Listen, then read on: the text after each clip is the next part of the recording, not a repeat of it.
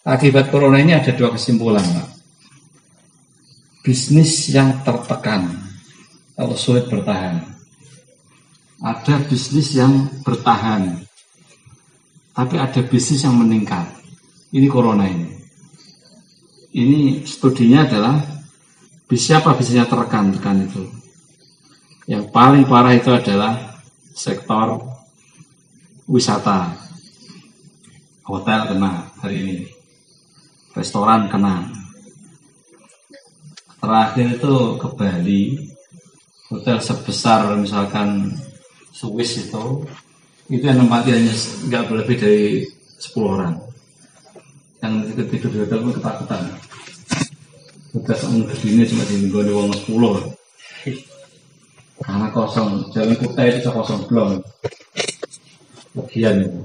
Tidak suara. Jadi yang hancur itu adalah kita urutkan. Satu adalah hotel, itu hancur. Kemudian perdagangan, itu banyak yang kena perdagangan. Kemudian konstruksi, infrastruktur itu kena, bangunan itu. Kemudian industri pengolahan, itu kena. Kemudian pertambangan, semua kena hari ini. Kemudian penggalian juga kena, ekspor impor barang kena hari ini. Kemudian penerbangan kena, energi kena. Ini bisnis yang kena dampak ini, paling berat ini. Ini orang bisa punya truk mungkin 300, hari ini dia harus hilangkan mungkin tinggal sepertiganya untuk hidup. Jakarta ini kalau teman-teman yang saya rasakan ini sudah nggak bisa makan BPKB, makan kursi, makan sepeda, makan perabot rumah tangga. Ini di kota. Bayangkan kota ini dengan kita bisa di desa ini beda sekali. Di desa ini ada lauk daun kita. Lauk daun itu bisa.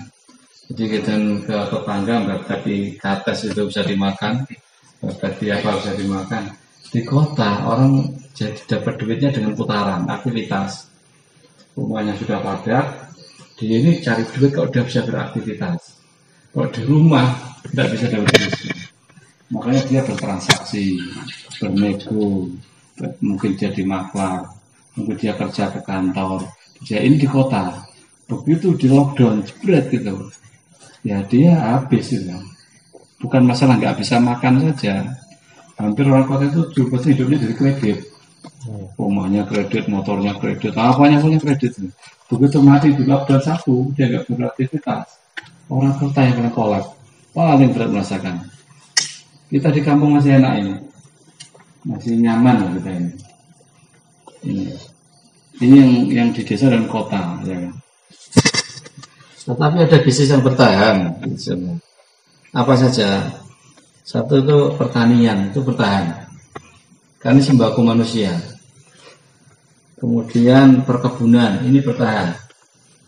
Karena perkebunan ini hasilnya masih bukan hancur lah. Sebenarnya Cavendish pun bukan hancur, tapi kan nggak hancur itu kan bukan tidak ada untungnya sama sekali kan. Untung tapi semakin ya, untungnya. Ini bertahan tapi belum.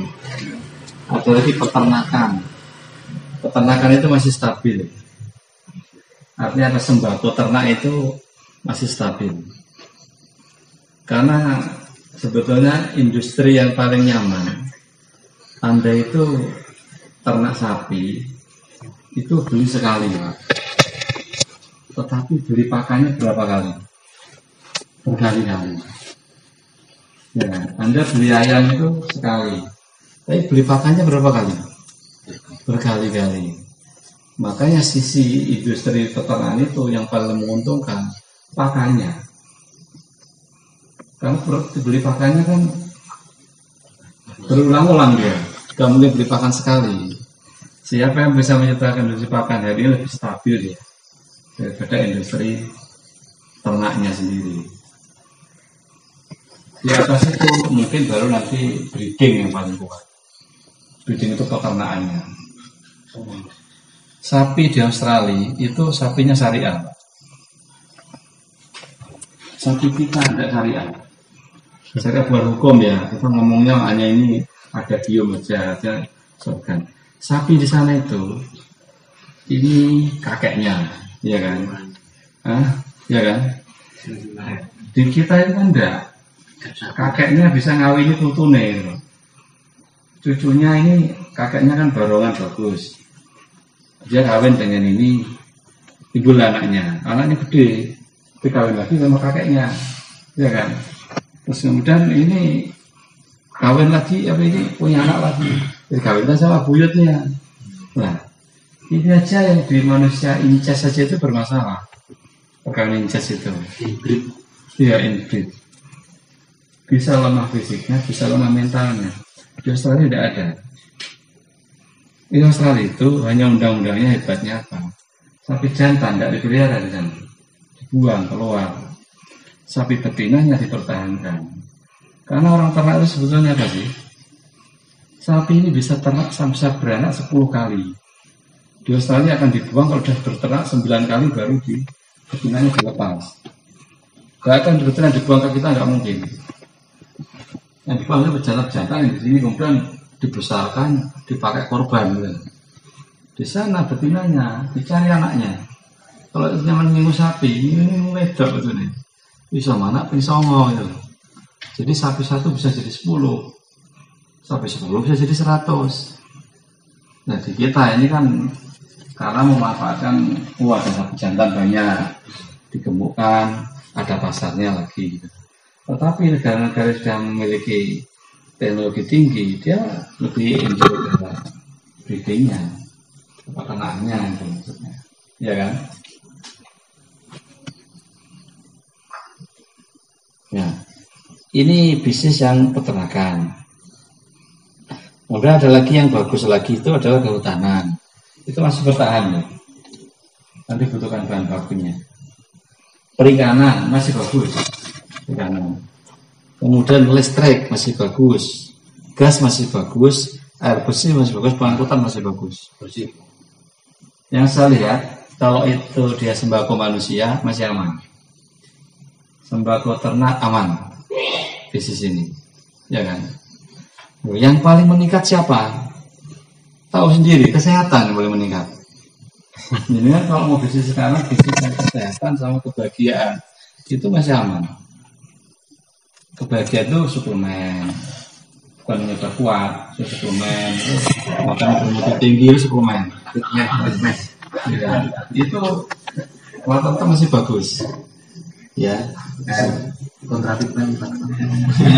Yang meningkat ini kan, ini ada retail ya,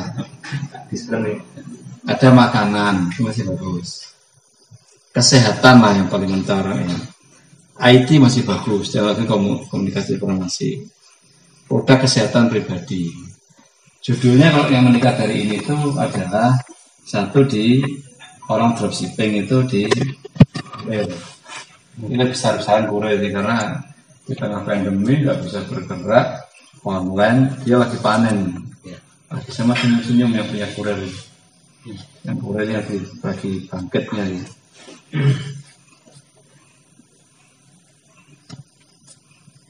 Ya.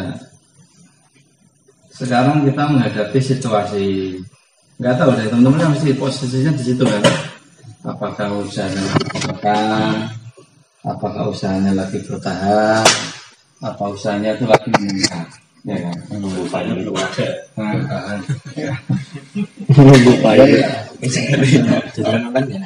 Saya menawarkan filosofi terobosan.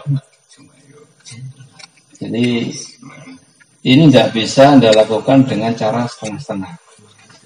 Karena kita semua mengerjakan lompatan. Lompatannya ini apa? Anda harus mempunyai 3I. Yang bisa merubah dunia hari ini hanya 3I ini. Satu, Anda sepintar-pintar mungkin inovasi di bidang apapun. Tetapi kalau Anda pintar, inovatif orangnya, visioner orangnya, Anda nggak punya IT, yang dengar ya hanya beberapa pintar orang. Tapi kalau Anda bisa ngemas di IT-nya, yang mendengar dunia, ya kan? Yang mendengar dunia.